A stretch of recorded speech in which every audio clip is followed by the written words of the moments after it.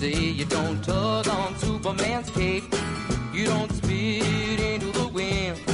You don't pull a mask off an old Lone Ranger, and you don't mess around with Jim.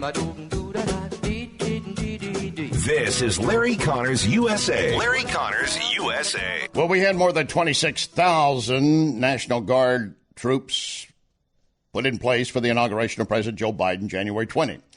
We still have 5,000 National Guard members deployed to the Capitol, fences up, and so forth.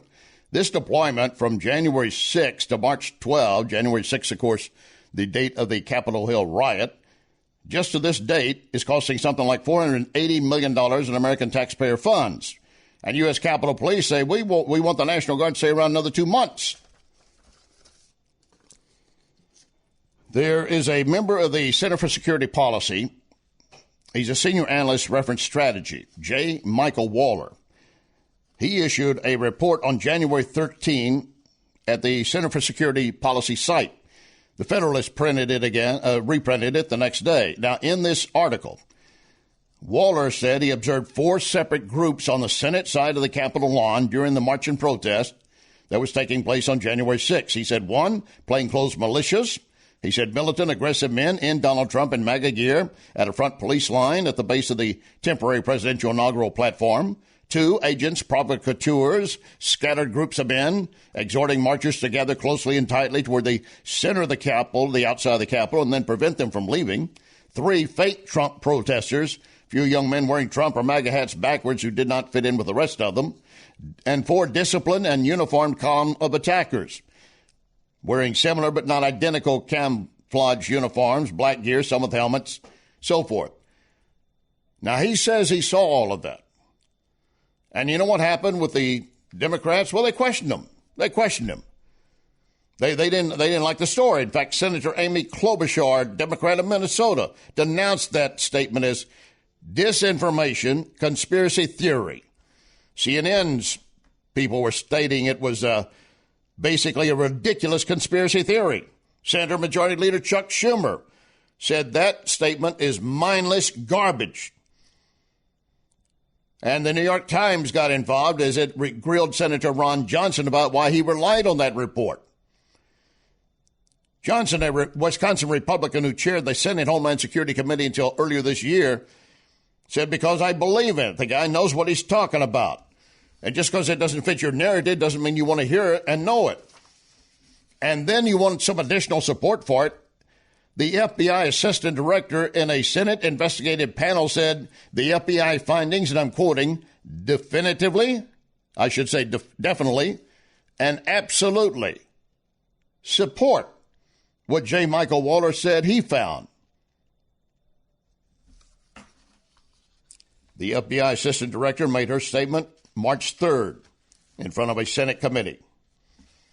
The FBI backed it up. They said it definitely happened, as her exact statement said. We definitely so far are seeing a mixture of exactly what he described. We're seeing people who got caught up in the moment, got caught up in some sort of energy, made their way into the Capitol. Probably the ones you see the charges simply a trespassing. And then we definitely see that portion that he's pointing out, small groups and cells now charged with conspiracy. They coalesced either on site or even days or weeks prior. And sort of an intent that day, and they too probably caught people up in the energy. But the CNN, New York Times, Washington Post all say that's all false. And it's not enough that it's stated by Waller. Then you had Senator Ron Johnson, Republican of Wisconsin, citing that into the record, citing the Waller report.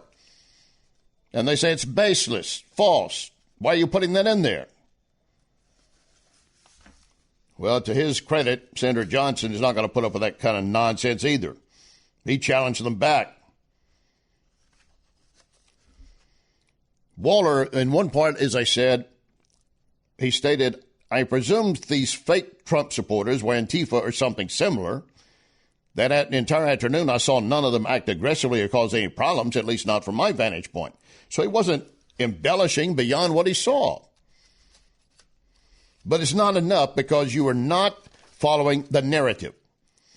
And the response again of Senator Ron Johnson to all those who were blaming him and saying, why are you quoting this guy? You're quoting a Looney Tunes. He's with the Center for Security Policy, extensive background credentials. And the senator said, I'm not afraid of information. I'm amazed at how many people are and how quick people are to put the conspiracy theory label on something and call it disinformation.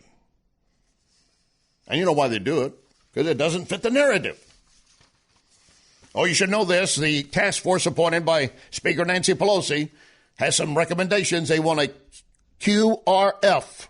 What is QRF? That's to be a quick reaction force.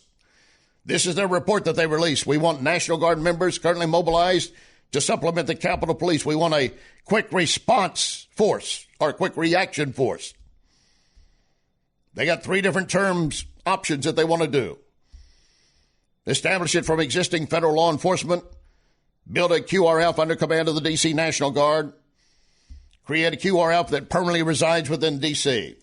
I remind you what a non-voting member of the D.C. delegation said yesterday. A Democrat said Congress is afraid of its shadow.